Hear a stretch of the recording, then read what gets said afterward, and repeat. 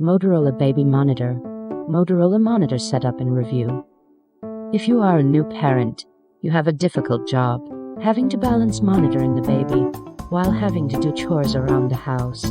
What's worse is when you need to get something done, but you dread leaving the baby, fearing that if you leave that is the time something could go wrong. Well, don't worry.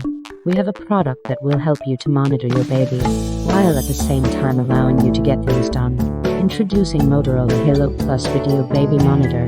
Motorola Halo is a video baby monitoring product that not just allows you to monitor from home, but even when you are halfway across the globe. Simply connect the Huddle app to your smartphone and presto.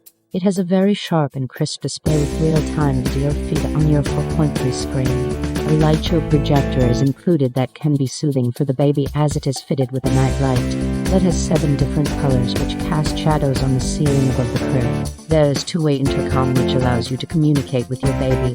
The Hubble Baby Smart Sleep Assistant amazingly keeps track of your baby's hours of sleep, as well as the number of feeding times, diaper changes, and pumping sessions. On the downside of this app is the price point. It's a little pricey, however, it does provide good value for money.